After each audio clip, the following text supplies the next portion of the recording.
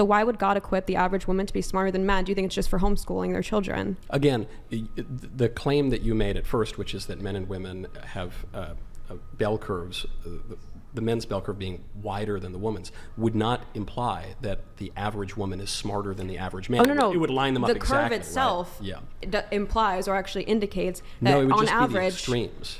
No, right? no. If you actually look at the curves at the top, it's women taller than the men's curve. But the IQ of the curve would be on the x-axis, right? That's where you get the extremes. So I think. So are you disputing that on average women are more intelligent than men? As would Larry Summers, as would the people who have studied this. Gotcha. What's the most you've spent on a first date? Whoa, most money I spent on the first date. Probably like $150, $200. And you're 36. Yeah. On the first date? Yeah, here's my theory and thought with a date, man. You're showing someone how to treat you. And so for me, like going out to eat is cool, but like now I'm setting the bar at $150, $200 every date we go. When going out to eat is not the only way we can date. There's a lot of things you can do. You can sit, you can go rock climbing, you can go to a museum. So I'm just telling you, like there's way other things to do than just go to eat the date. I think society has taught us that we have to spend a certain amount to show that we're worthy, when the reality is it's two people trying to figure out if we're compatible. It's not worthiness, it's compatibility. Does a woman's money have anything to do with whether or not she's high value?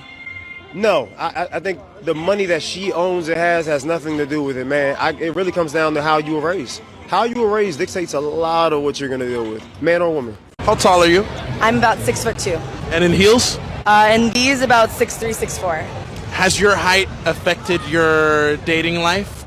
More so when I was little. I was a little bit more, I wasn't quite as confident as I was now with my height. My last name's also Little, which doesn't quite help. So how tall do you want your man to be, realistically? He doesn't have to be my height. I prefer about 6 foot or over, but I find that it's never the girl that has a problem with the height, it's the guy that does. Why? I don't know, you might have to ask the tall men that. But 99% of women say 6 foot and up, including yourself. Well, that's because I'm 6'2". But even women who are 5'5" or 5'7".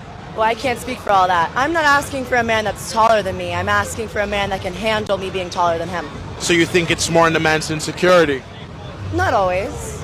I think everyone has their preferences, but I have found that in my case exclusively, that it sometimes can be. So you feel like as a tall woman, you intimidate a lot of men? I intimidate a lot of people, period.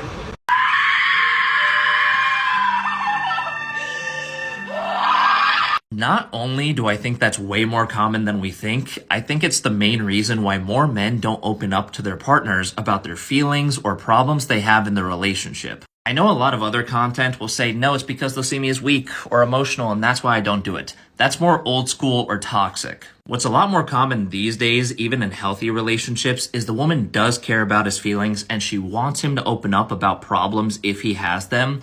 When he goes to communicate them, she either can't handle it the way she thought she would, or in the way that he needs for it to be worth it for him to bring up the problem in the first place. Where I'm willing to bet that most men watching this have had to comfort their partner after telling their partner something that upset them, and then only when their partner felt a little better were they able to go off, deal with their problems on their own, and if they couldn't deal with their problems, they just tucked it in and hoped that they could forget about it. Now don't get me wrong, I know there's 1,000,001 social and cultural reasons why women might react this way, most of which aren't women's fault, but that's not what we're talking about here. What we are talking about is the fact that if a man cares about you but knows that his problems are probably going to hurt your feelings, he's going to keep them to himself every single time. Because as men, we're taught from childhood that women's feelings are a priority while ours are often just an afterthought at best. Which you know is part of that beautiful and totally not outdated mindset that women are the emotional ones. But that whole mindset around emotions is so deeply ingrained in us that we see it as a good thing the more pain we can take and the more discontent we can stomach just to not be a burden on our partners. Which is honestly nuts and something I think most women would hate 99% of the time. And I promise I don't mean this as an attack or a blame game, it's just most men's reality. A reality that has to be actively acknowledged if we want men to start opening up about important feelings in relationships. But if not, men are just going to keep on keeping those things to themselves, and the conversation is literally going to end there every single time. If you want a good man, the reality is that there are going to be times where you are going to have to be 50-50 in your relationship for a lot of us. Now, before I get into it, it's your internet big sis with Love Bets. Now, ladies, please do not let these city girls fool you. Please do not let this new narrative of men have to have it all together and be on and popping and be able to pay for your entire lifestyle before they are worthwhile human being. That is trash. It's not realistic.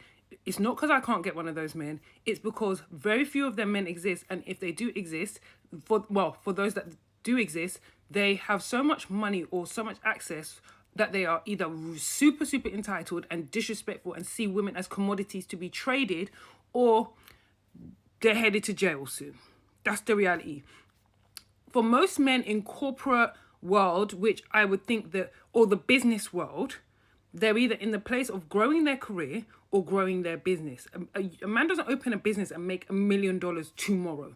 That's why they call certain people, I think, if you're earning 100 grand, you're in the top 1% of earners. It takes a lot to make a large amount of money. And especially in your 20s, in your 30s, even in your 40s, your man might not be there yet. There's nothing wrong with that.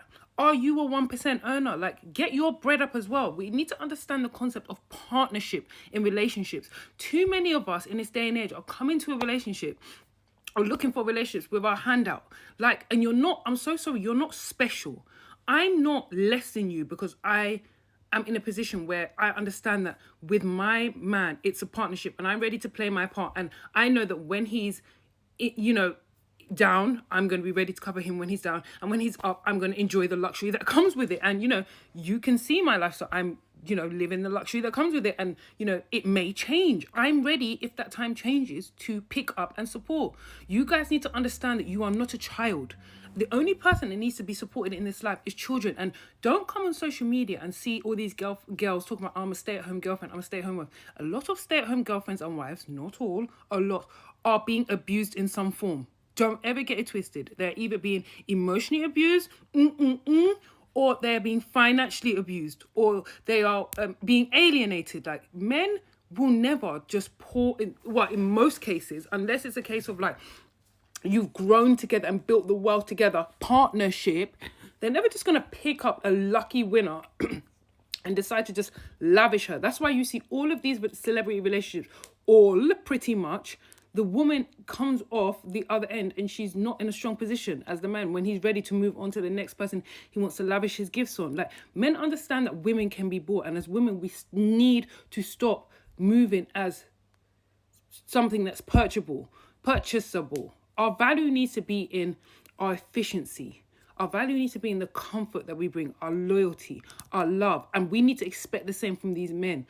Value needs to be expected in forms of time, in forms of showing up, in form of, if I'm lost or down or confused, I know my man is there for me. In terms of pouring into each other's cup, that is where the value is. The other side of it is your career and how you make your money. And if you have poured into each other and you have value, when you do make your money, you're going to spend it together. Like, and don't come and tell me, oh, men do this, and then they come and turn around. Yes, that happens sometimes. At the end of the day, life is life. But the reality is, for most women who have built with their men, they enjoy it together. So, and if you don't enjoy it together, you have your own to enjoy, and then you wait until you meet the right man for you, and you enjoy it together, and he will bring his own. But let's stop going into our relationship with our hand. Like, no, you're not a charity case. You're a grown woman. You have things going for you. You have a brain. You have a mind. You have your wits.